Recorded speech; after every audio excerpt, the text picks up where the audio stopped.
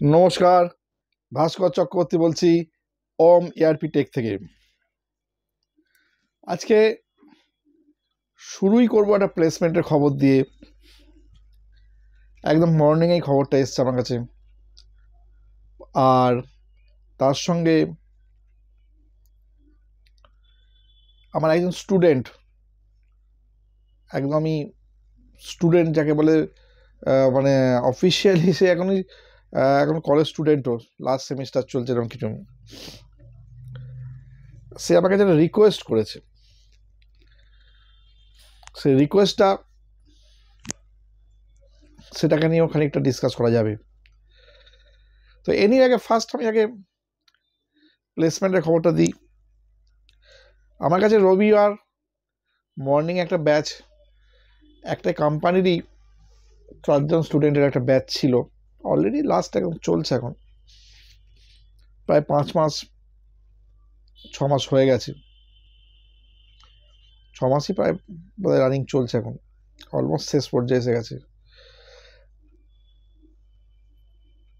তার মধ্যে একজন স্টুডেন্ট, সে আজকে আমাকে খবর দিয়েছে একটা বড় এমএনসিতে সে জব পেয়েছে, 2 জানুয়ারি থেকে তার জয়েনিং হবে। সে আগে নর্মাল প্রসেসে জব করতো এবং এসএপির যা এডুকেশন সে নিয়েছে, এই টোটাল এডুকেশনটা সে সিভিতে রিফ্লেক্ট করিয়ে সে ইন্টারভিউ পাস করেছে, জবটা পেয়েছে। এটা ডেফিনেটলি একটা ভালো নিউজ সবার জন্য যারা জবের জন্য এই করছে। আর সেকেন্ড যে খবরটা, মানে যেটা নিয়ে ডিসকাশন, সেটা হচ্ছে আমার যে স্টুডেন্ট এরকম আছে এখন আর কি, অনেক স্টুডেন্টই এরকম হচ্ছে যারা আর কি কলেজ লাইফটা শেষ করেছে বা শেষ করার মুহূর্তে জয়েন করেছে এরকম। তা সে একটা আমার কাছে রিকোয়েস্ট করেছে, যেহেতু এমএনসিতে অনেকেই জব করে আমার স্টুডেন্টরা, তো ফ্রেশারদের জন্য বেসিক্যালি, মানে যারা সিনিয়ররা জব করছেন তাদের হয়তো স্যালারি স্কেলের সঙ্গে ম্যাচ অনেক সময় নাও করতে পারে, কিন্তু বেসিক্যালি ফ্রেশারদের ক্ষেত্রে যাদের সামনে এই মুহূর্তে কোনো নর্মাল টার্গেট নেই, সেই তাদের ক্ষেত্রে যদি তাদের সিভিকে ওখানে ফরওয়ার্ড করে দেওয়া যায়, ইন্টারভিউ তারা দেবে, ডেফিনেটলি সেখানে করবে, এবং সেখানে এসএপি নলেজ দিয়ে সিভি তৈরি করলে অ্যাটলিস্ট এমএনসি, এটা কিন্তু খুব ভালো প্রচেষ্টা। এটা প্ল্যানিংটা অনেকদিন, এটা আমার নিজেরও ছিল, ঠিক আছে, এমএনসিতে ইনভলভ হওয়া। তো এই প্রচেষ্টাটা খুব ভালো, ডেফিনেটলি খুব সৎ প্রচেষ্টা, এবং এতে কাজ হবে, একদমই কাজ হবে, ঠিক আছে। তো আমার বক্তব্য হচ্ছে আর কিছুই না, আমার বক্তব্য হচ্ছে যে আমি আজকে এই ভিডিওতে একটা